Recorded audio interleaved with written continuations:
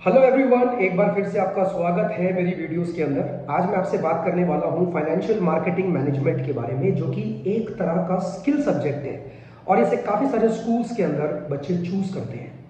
आज का जो हमारा मुद्दा है, बात करने का जो टॉपिक है, उसका नाम है प्राइमरी एंड सेकेंडरी मार्केट। इसके पहले कि मैं आपको ये दोनों फंडे के बारे में समझाऊं कि प्राइमरी और सेकेंडरी मार्केट असल में होती क्या है, उसके पहले एक एग्जाम्पल के साथ मैं आपको टॉपिक की स्टार्टिंग करना चाहता हूं। मान लीजिए कि कोई कंपनी के पास शेयर्स हैं और वो कंपनी पहली बार अपने शेयर्स मार्केट में बेचना चाहती है।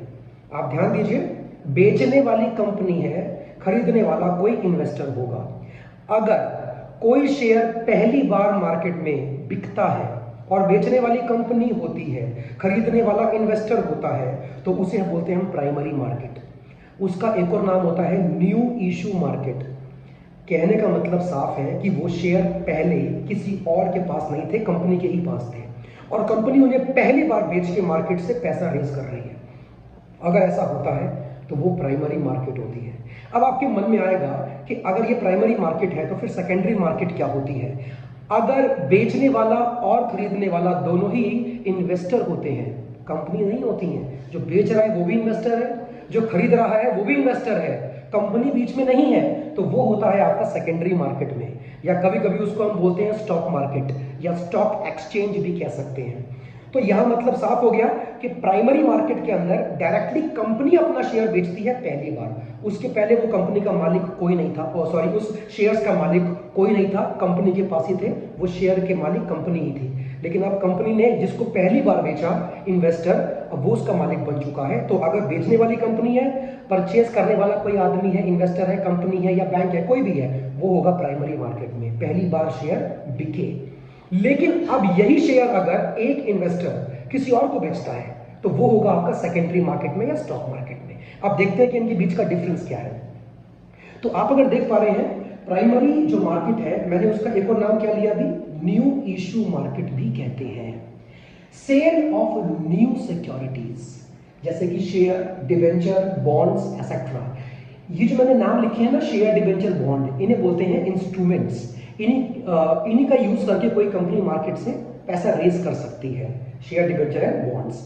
अभी इनके बीच में क्या डिफरेंस होता है, शेयर क्या है, डिवेंचर क्या है, बॉन्ड क्या है, ये मैं अपनी अगली वीडियो में आऊंगा।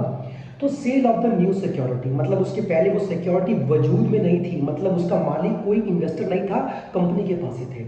अब कंपनी उसको बिल्कुल ब्रांड न्यू, नई नई जाके मार्केट में बेच रही है और पैसा रेज कर रही है। ओके, जबकि अगर आप देखें तो यहां क्या लिखा है, it is a market for existing और second hand security.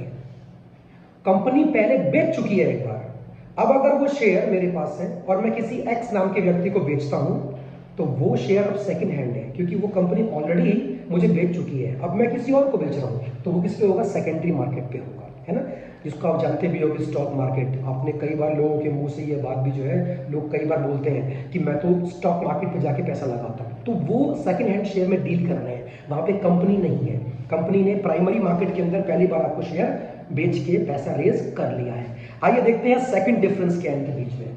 Securities are directly issued by the company. देखो वही बात आ गई जो मैंने आपसे अभी बोली कि प्राइमरी मार्केट के अंदर डायरेक्टली जो सिक्योरिटीज है, जो शेयर, डिबेंचर है, वो कंपनी बेचती है पहली बार और उसे खरीदने वाला कोई भी इन्वेस्टर हो सकता है।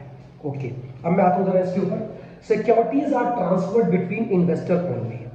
अब सेकेंडरी मार्केट के अंदर जो शेयर या डिबेंचर कंपनी पहले बेच चुकी है प्राइमरी मार्केट में किसी न किसी को, अब वो इन्वेस्टर किसी और को बेच रहा है। क्यों बेच रहा है, शायद उसको पैसों का रिक्वायरमेंट है, उसको पैसों की नीड है, तो वो अपने शेयर स्टॉक मार्केट्स पे या सेकेंडरी मार्केट में किसी और को बेचकर पैसा ले सकता है। ये डिफरेंस हुआ। आगे देखते हैं, the primary market contributes directly to the capital formation. अब इस बात का मतलब क्या हुआ, फिर से पढ़ेंगे।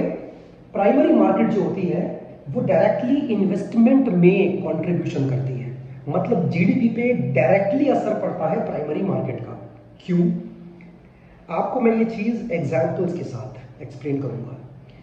एक कंपनी ने मुझे पहली बार शेयर बेचा, कंपनी ने मुझे पहली बार शेयर बेचा, तो ये कहां होगा, प्राइमरी मार्केट में, क्योंकि बेचने वाली कंपनी है।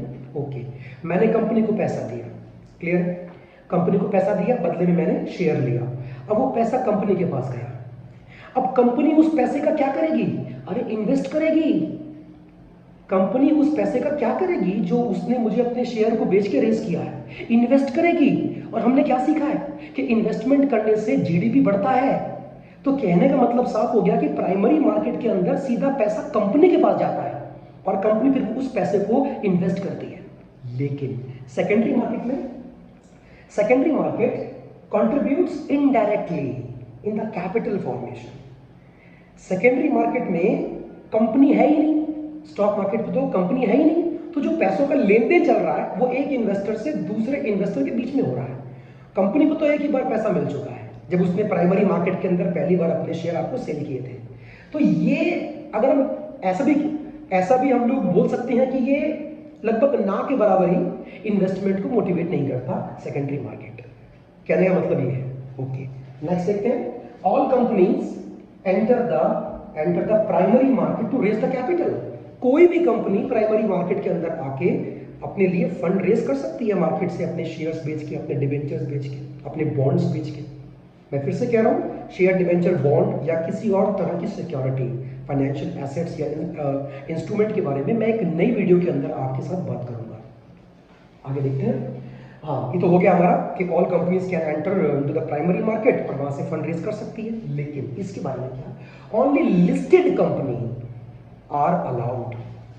सिर्फ वही कंपनी अपने शेयर को स्टॉक मार्केट के ऊपर ट्रेड करवा सकती है जो कि स्टॉक मार्केट की ऑफिशियल लिस्ट में आती है, लिस्टेड है, उसके शेयर्स स्टॉक मार्केट पे लिस्टेड है।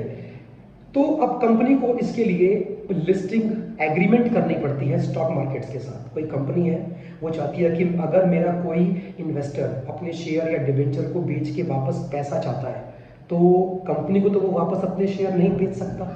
तो उसके लिए प्लेटफॉर्म क्या है? अगर वो किसी और को शेयर बेचना चाहे तो उसके लिए बनी है स्टॉक मार्केट। तो पहले उस कंपनी को अपने आप को, अपने शेयर्स को उस स्टॉक मार्केट पे लिस्ट करवाना पड़ेगा, तभी उसके शेयर्स स्टॉक मार्केट पे बेचे या खरीदे जा सकते हैं एक इन्वेस्टर से दूसरे इन्वेस्टर के बीच में। डन। फिर क्या है? There is no fixed geographical area for the primary market.